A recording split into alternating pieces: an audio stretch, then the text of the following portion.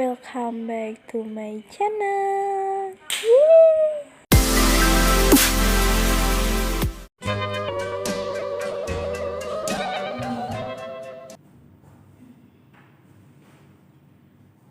Halo guys, assalamualaikum warahmatullahi wabarakatuh. Balik lagi sama kita, ada Aku Vicky Amalia, aku Siti Ayu, dan aku Hana Natri, dan aku sendiri Rizka Mike dalam podcast kita yang berjudul Konsep Ilmu dalam Islam. Oke, nih buat kalian yang sedang menuntut ilmu, kalian harus tahu dong konsep-konsep dalam Islam. Bener gak guys? bener dong? Iya, sebelumnya aku mau bilang selamat menuntut ilmu buat kalian yang lagi belajar. Harus semangat, oke? Terus buat kalian yang udah selesai sekolah, kalian jangan malas-malas belajar lagi. Langsung aja, oke? Kita bahas tuntas konsep-konsep ilmu dalam Islam. Selamat mendengarkan. Oke, for your information, ilmu itu berasal dari bahasa Arab al-ilmu yang berarti mengetahui. Hakikat sesuai dengan sebenar-benarnya. Badal al-Din al-Aini mendefinisikan bahwa ilmu secara bahasa merupakan bentuk masdar dari pecahan kata kerja alima yang berarti tahu. Kata ilmu sendiri itu berbeda dengan makrifat. Makrifat itu memiliki makna yang lebih spesifik, sementara ilmu itu mempunyai makna yang lebih umum. Nah, selain kita harus mengetahui pengertian tentang ilmu, kita juga harus mengetahui klasifikasi konsep ilmu dalam Islam. Nah, klasifikasinya itu ada 4 pemahaman. Yang pertama itu dari Ibnu Khaldun, yang kedua dari Iwan Daud, yang ketiga itu dari Al-Atas, dan yang terakhir atau yang keempat itu ada dari Al-Ghazali. Nah, bagaimana sih pemahaman itu? Nah, pemahamannya yang lebih lanjut akan dijelaskan oleh Mbak cantik yang ada di samping saya ini. Baik, langsung aja kita mulai ya guys. Buat Mbak Vicky, halo Mbak. Oh ya Mbak, mau nanya Mbak, pemahaman konsep ilmu dalam Islam menurut Ibnu Khaldun itu gimana sih Mbak? Oke, kalau menurut Ibnu Khaldun itu sendiri, ilmu itu dibagi menjadi 2. Yang pertama, ilmu nakilah dan ilmu akilah. Ilmu nakilah ialah ilmu yang berdasarkan pada otoritas atau ada yang menyebutnya ilmu-ilmu tradisional. Contohnya seperti ilmu-ilmu Al-Quran, ilmu hadis, ilmu tasawuf, dan tarbiyah. Sedangkan ilmu akilah ialah ilmu-ilmu yang berdasarkan akal pikiran atau dari rasional. Misalnya saja matematika dan fisika. Seperti itu Mbak Vika. Oke, makasih Mbak Vicky ya. Sama-sama. Terus buat selanjutnya ya teman-teman, ada lagi pemahaman dari Wendell ya. Nah, apa sih pemahamannya itu? Nah, selanjutnya akan dijelaskan oleh Mbak Cynthia. Hai Mbak. Oh ya Mbak, saya mau tanya dong, soalnya teman-teman di sana juga pada penasaran. Pemahaman dari Wendell itu seperti apa sih Mbak? Menurut Pandaud, ilmu itu ada 2 kategori. Kategori yang pertama adalah berdasarkan pengalaman wahyu yang diturunkan oleh Allah Subhanahu wa Ta'ala kepada nabinya, dan kemudian diikuti oleh para sahabatnya, ulama. Dan kalau yang kedua itu adalah berdasarkan pengalaman empirisnya.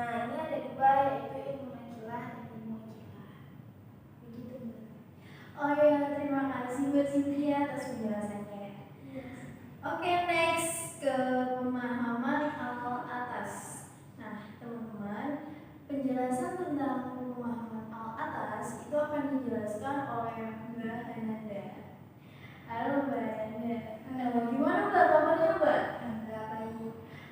Ya yaudah kalau gitu saya minta tolong Mbak buat dijelasin pemahaman dari atas itu bagaimana supaya teman-teman yang ada di sana itu tahu. Krik krik krik. Wah. Maaf ya guys, ada beberapa kesalahan teknis. Jadi di sini aku yang akan menjelaskan bagaimana pemahaman al atas itu. Jadi al atas itu menganggap kategorisasi ini itu sebagai bentuk keadilan untuk menempatkan ilmu pengetahuan sebagai objek dan manusia sebagai subjek. Jadi pemahaman al atas ini dibagi menjadi dua ya kategorinya. Yang pertama itu ada ilmu makrifat dan yang kedua itu ada ilmu sains. Terus pemahaman terakhir itu ada pemahaman dari Al-Ghazali ya. Jadi pemahaman dari Al-Ghazali itu ada dua. Yang pertama itu adalah ilmu wajib atau kifayah, ilmu kifayah. Nah, ilmu kifayah itu wajib buat dipelajari oleh semua orang. Terus yang kedua itu ada ilmu fardu kifayah. Itu ilmu yang apabila ada orang yang udah mempelajarinya, ya kita nggak perlu bukannya nggak perlu sih ya, nggak wajib buat mempelajarinya. Kayak misalnya ya, contoh seorang dokter tuh pasti ahli banget kan di bidang kesehatan. Nah itu ya dokter tersebut ya tidak wajib juga buat mempelajari bagaimana ilmu bercocok tanam. Jadi gitu teman-teman yang ada di luar sana. Oh ya guys, di sini aku mau konfirmasi ya kan bahwa sumber ilmu itu kan ada dua. Yang pertama itu ada Al-Quran dan juga hadis. Nah, cara memperoleh ilmu itu bagaimana sih? Teman-teman udah pada tahu tuh pastinya, karena kan kalian udah menuntut ilmu. Nah, kalau menurut aku ya, menuntut ilmu cara memperolehnya itu yang pertama kita harus menggunakan akal, hati, pendengaran dan juga penglihatan kita untuk menuntut ilmu. Yang kedua, kita harus melakukan pengamatan atau observasi. Dan yang ketiga, kita harus memiliki rasa ingin tahu yang disertai dengan usaha. Terus yang keempat, kita harus melakukan praktek atau percobaan. Terus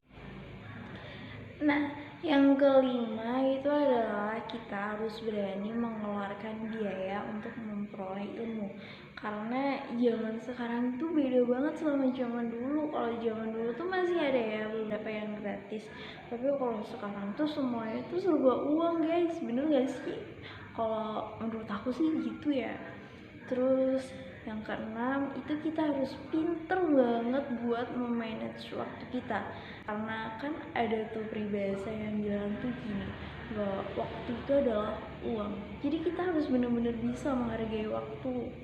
Terus yang terakhir kita harus punya bimbingan dari orang lain sebagai fasilitator kita, yaitu yang biasa disebut dengan seorang guru.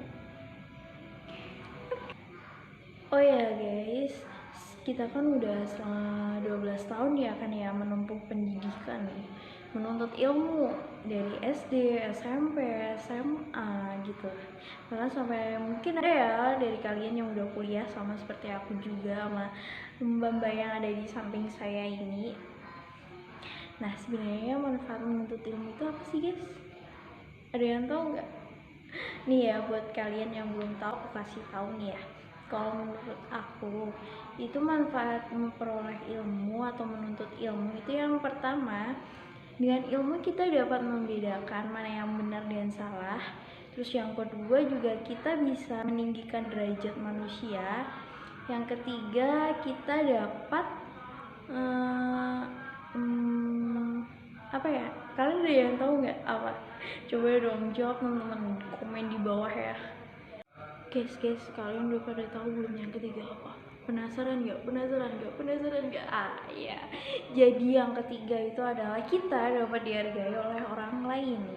Terus yang keempat, kita dapat meraih kebahagiaan dunia dan akhirat. Terus yang kelima, kita menuntut ilmu sebagai amal jariah. Nah, terus yang terakhir itu kita menuntut ilmu itu untuk pedoman hidup kita, supaya hidup kita itu lebih terarah juga. Gitu guys. Jadi kalau menurut aku sih gitu ya. Mungkin dari kalian teman-teman yang ada di luar sana itu memiliki pendapat lain juga. Oke, kita tadi kan udah diskusi dengan bapaknya yang cantik ini mengenai apa ilmu itu, bagaimana klasifikasinya, apa saja sumber-sumbernya, dan bagaimana cara memperoleh ilmu itu, dan apa saja manfaatnya. Selanjutnya ada beberapa pertanyaan yang udah terkirim ke email kita yang udah kita buka buat teman-teman yang ada di luar sana untuk bertanya. Nah, pertanyaan pertama itu datang dari Mbak Lydia. Pertanyaannya bisa dibaca di bawah ini. Nah, pertanyaannya, Mbak, saya mau tanya, kalau ilmu bisa membawa perilaku ke arah yang lebih baik, tapi kenapa orang yang mengaku berpendidikan tinggi tapi bisa berperilaku tidak baik? Nah, buat Mbak Vicky mungkin bisa menjawab pertanyaan dari Mbak Lydia. Oke, mungkin Mbak Lydia sedang menonton ya. Terima kasih Mbak Lydia atas pertanyaannya. Oke, saya akan menjawab. Dari pertanyaan Mbak Lydia tersebut ya, kemungkinan orang tersebut tidak mengawali niat untuk mencari ilmunya itu dengan adab yang baik. Nah, kalau kita memulai sesuatu dengan adab yang baik, pasti kita juga akan memperoleh berkah dari Allah dan mungkin hasilnya juga insya Allah juga akan maksimal.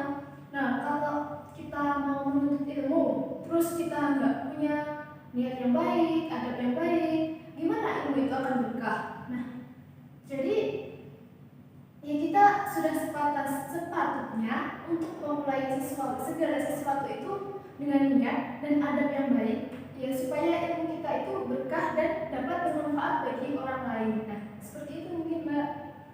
Terima kasih ya Mbak ya buat jawabannya dari pertanyaannya Mbak Lydia. Nah, lanjut ke pertanyaan kedua dari Mas Aris. Pertanyaannya bisa dilihat di bawah ini ya teman-teman. Nah, pertanyaannya itu, apakah keikhlasan seseorang memberi ilmu untuk menularkan ilmunya akan terasa kepada penuntut ilmu? Nah, buat Mbak Cynthia, halo Mbak. Ya, gimana Mbak dari kabarnya? Alhamdulillah. Memang harus baik ya Mbak ya, apalagi sekarang itu kan pandeminya juga belum surut, apalagi ditambah lagi ada virus yang baru itu. Benar. Oh iya Mbak, balik lagi Mbak ke pertanyaannya dari Mas Aris tadi. Menurut Mbak Cynthia, gimana sih Mbak jawabannya itu yang benar? Baik, benar sekali Mas Aris. Karena apa? Keikhlasan merupakan ruh dan syarat diterimanya amal seorang guru. Karena apa? Doa dan hikmah seorang guru itu merupakan pembuka ilmu yang berkah. Begitu Mas Aris. Oh ya, terima kasih buat Mbak Cynthia atas jawabannya tadi ya. Iya, sama-sama. Oke, selanjutnya ada pertanyaan dari Mbak Kina. Nah, pertanyaannya bisa dibaca di bawah ini ya. Oke, pertanyaannya itu bagaimana caranya agar kita tetap percaya diri dalam menuntut ilmu? Misalnya, kadang kita ingin sekolah lagi atau mengikuti majelis ilmu, tapi diri kita merasa kurang mampu atau takut tidak bisa mengikutinya. Buat pertanyaan dari Mbak Kinan, buat Bu Hananda, silakan dijawab Mbak. Ya Kak, terima kasih buat pertanyaan Mbak Kinang. Tadi pertanyaannya bagaimana caranya agar kita bisa percaya diri dalam menuntut ilmu kan? Yang pertama itu harus menumbuhkan sikap optimis dalam menuntut ilmu, karena menuntut ilmu itu adalah sebuah proses dalam memuliakan diri kan. Dan terus kita tuh juga harus yakin bahwa Allah tuh selalu memberikan memudahkan jalan bagi orang yang menuntut ilmu. Sedangkan bahwa selain itu juga tuh Allah juga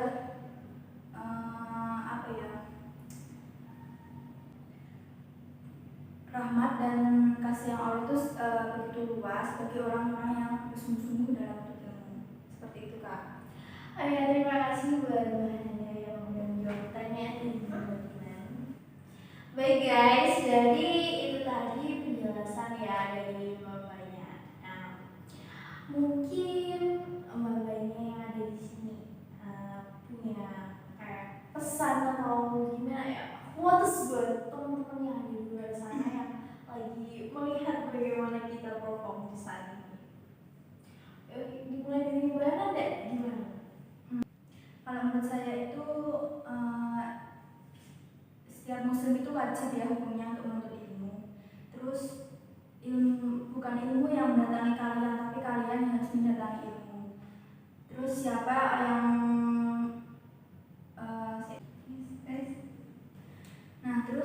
siapa yang menuntut ilmu, maka Allah itu akan memudahkan jalannya untuk menuju surga. Seperti itu, Kak. Ya, benar-benar kualitas yang luar biasa banget ya. Selanjutnya Mbak Cynthia mungkin punya kayak pesan terdalam dari dirinya Mbak Cynthia buat teman-teman. Saya cuma pengen nyampein kalau ilmu itu tidak bisa dicapai dengan badan yang bersantai-santai. Karena ilmu juga butuh pengorbanan. Jadi buat kalian yang menuntut ilmu, jangan bermalasan-malasan lagi ya. Benar-benar kualitas yang wow. Tepuk tangan dong buat Mbak Cynthia. Benar-benar luar biasa guys pesan-pesan dari mbak-mbaknya yang dua ini. Kalian penasaran gak sih gimana pesan dari mbaknya yang satu ini yang kalem banget? Gimana Mbak saya Cynthia? tahu ya, Mbak. Alhamdulillah, terima kasih ya. Salut dulu Mbak. Wah. Oke Mbak, gimana pesannya buat teman-teman? Oke, sih. Oke nih, aku ada sebuah makhluk yang tepat buat tema kali ini. Jarib walahid takun arifan. Cobalah dan telitilah, niscaya engkau akan menjadi orang yang tahu. Mungkin dari Mbak Pika tahu bahasa Inggrisnya makhluk tersebut ya? Seingat saya itu ada gitu makhluknya. Ya mungkin ada ya Mbak ya bahasa Inggrisnya itu. Tapi seperti mungkin ya teman-teman yang di sini tuh belum tahu. Karena sebenarnya Mbak, fakta soal saya itu saya minim banget soal bahasa Inggris gitu Mbak. Jadi ya mungkin Mbak Vicky sendiri bisa memberitahu saya sebenarnya bahasa Inggrisnya itu apa Mbak? Oke, jadi kalau seingat saya ya ini bahasa Inggris dari makhluk jarib walahid takun arifan. Cobalah dan telitilah, niscaya engkau akan menjadi orang yang tahu. Itu experience is the best teacher. Wah, keren guys buat Mbak Vicky. Wah, benar-benar keren banget. Pesan terdalam dari Mbak Vicky yang mengandung 3 bahasa guys. Bayangkan 3 bahasa. Saya aja pakai bahasa Jawa masih belum bisa. Tenang Mbak, itu cuma modal hafalan ya guys, hafalan. Wah, tapi Mbak, kalau kita cuma menghafal saja itu nggak akan masuk gitu, nggak akan kena gitu di hati. Iya, kan itu dulu saya dapatnya itu dari waktu saya masih sekolah di MTS nih. Jadi saya udah mendapatkan pelajaran itu. Nah jadi karena dulu saya menghafal dan kita kan juga udah mencoba meneliti dan akhirnya kita kan akan mengetahui suatu pelajaran yang baru. Nah gitu Mbak. Amazing banget. Kalau bahasa Korea itu dewa.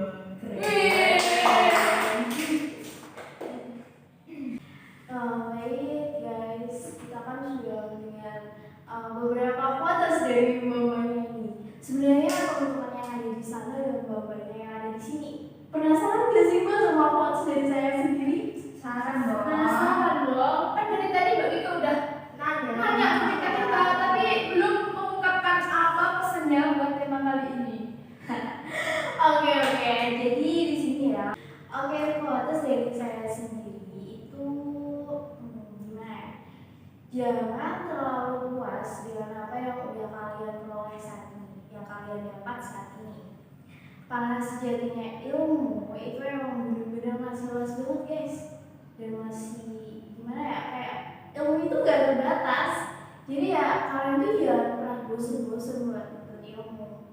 Kalian kan pasti punya kan rasa penasaran yang tinggi banget. Jadi kalian harus bisa mencari ilmu itu dari berbagai sumber yang pastinya itu emang benar-benar sumber yang terpercaya.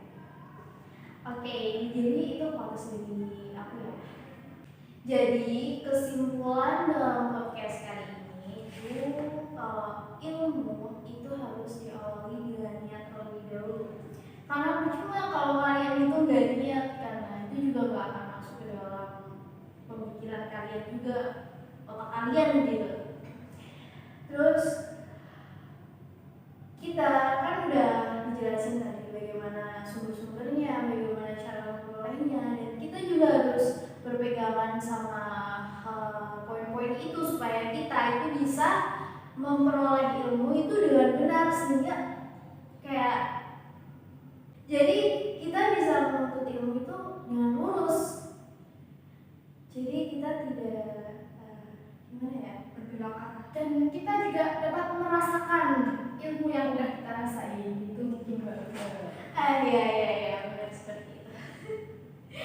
Oke, kalau gitu mungkin sampai sini aja podcast kita pada siang hari ini. Terima kasih buat mbak-mbaknya yang udah berpartisipasi dalam podcast ini. Iya, sama-sama. Oke guys, mungkin udah sampai di sini aja. Apabila memang dari saya yang membawa podcast kali ini dan mbak-mbaknya yang menjadi tamu undangan kita, itu apabila ada kesalahan dalam menuturkan kata, kami mohon maaf yang sebesar-besarnya.